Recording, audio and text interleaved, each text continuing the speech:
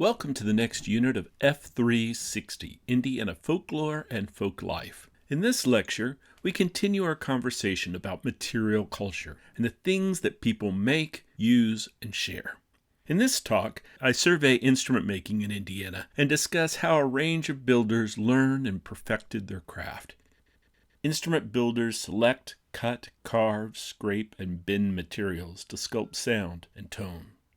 From violins and guitars to ocarinas and birenbaus, Indiana boasts a rich heritage of instrument playing and making that reflects the diversity of Hoosiers. Indiana is internationally recognized as a center of instrument manufacturing, especially band instruments.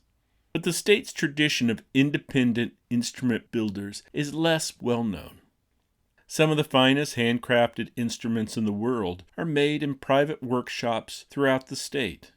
These include familiar instruments like violins, flutes, and guitars that represent a musical heritage common to most of the U.S., while instruments such as santoors, canels, and tamburitzas show the cultural variety found in Indiana. Lucy Rault, in her book Musical Instruments, Craftsmanship from Prehistory to Present, states that an instrument maker is an inheritor of a vast store of practical experience built up over generations. But how does an artist inherit this traditional knowledge? Apprenticeships have gained popularity in recent decades among luthiers. However, this accounts for a very small number of master instrument makers working in Indiana. Most learn to craft musical instruments as independent builders, often working alone. They might pick up techniques and tricks from other builders or read them in books, but their craft is learned in another way as well. Most builders learn from instruments created by other builders. That is, they study a revered canon of old instruments.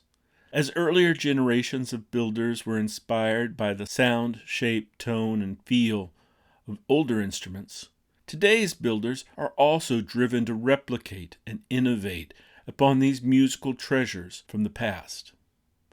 I believe this is part of tradition.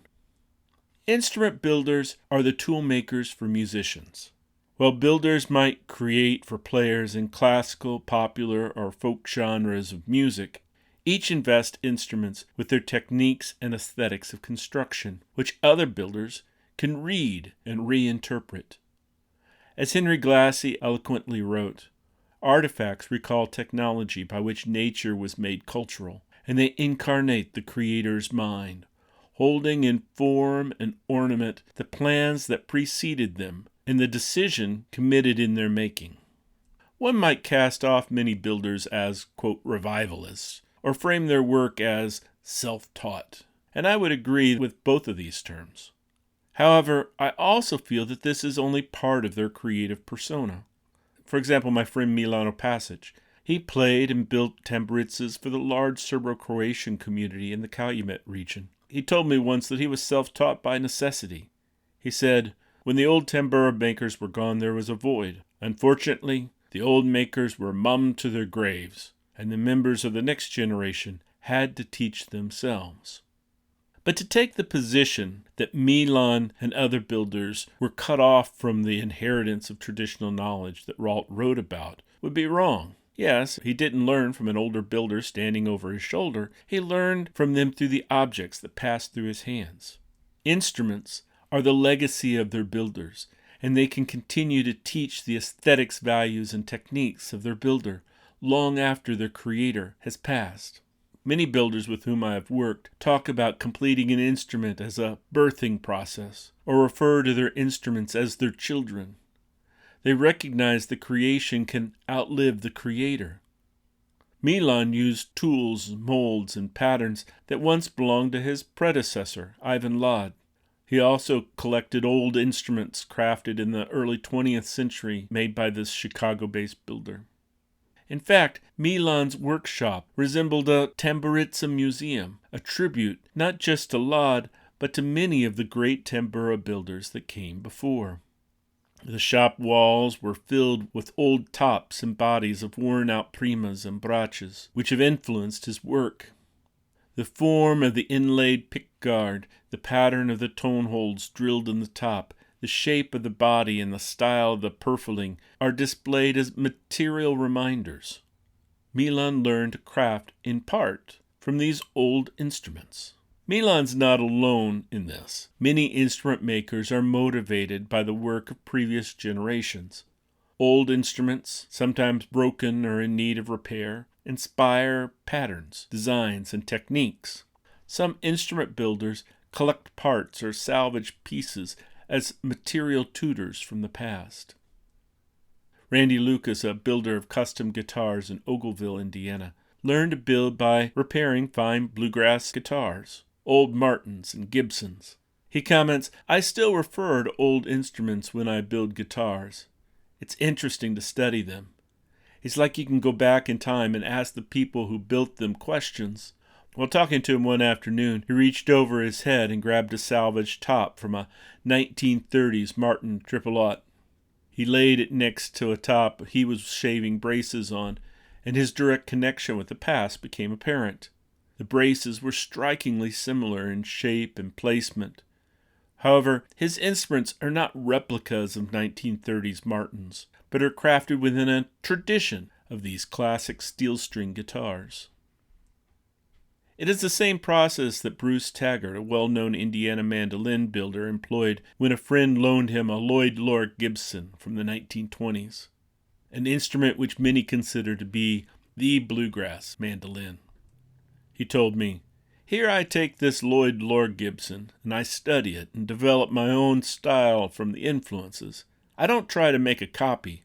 I guess I'm beyond it now, because I've made 93 mandolins. I just wanted to look at it and see if I could absorb some of it.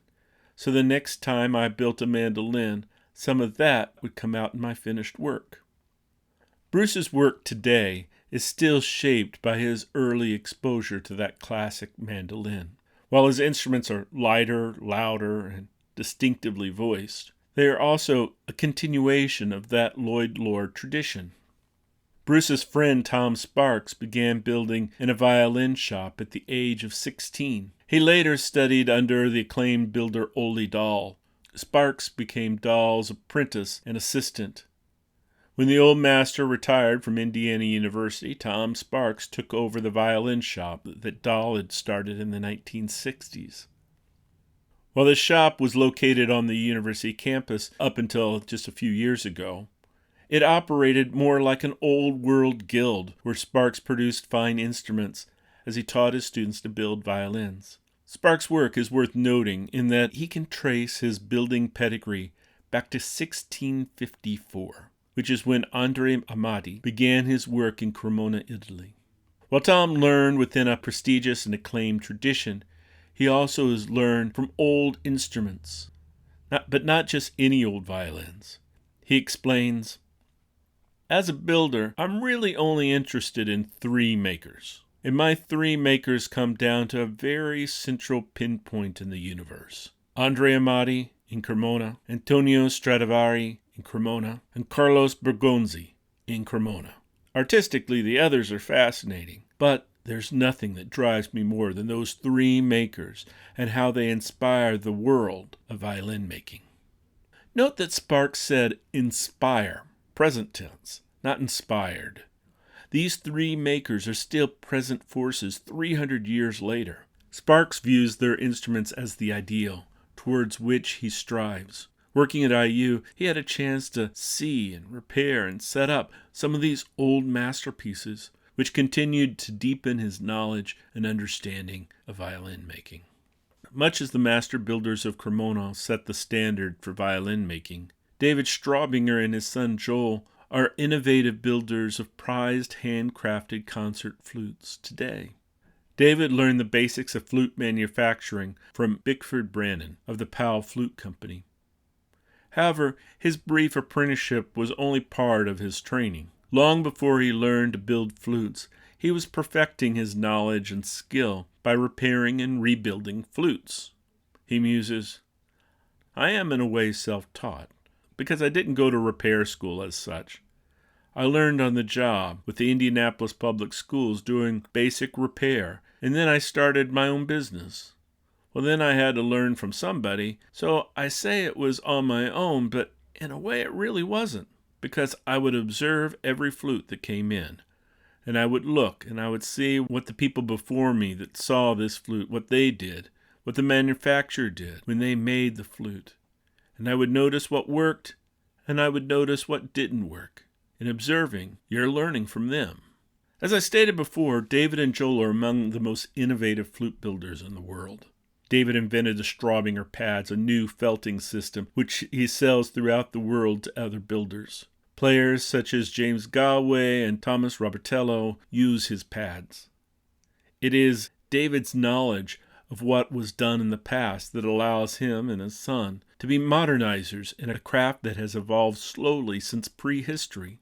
Straubinger's innovations are significant to the greater tradition of flute making. As folklorists have often noted, continuity and change are important aspects of tradition. Master artists not only pass traditional knowledge on, but contribute to tradition. It's more than being an authentic builder.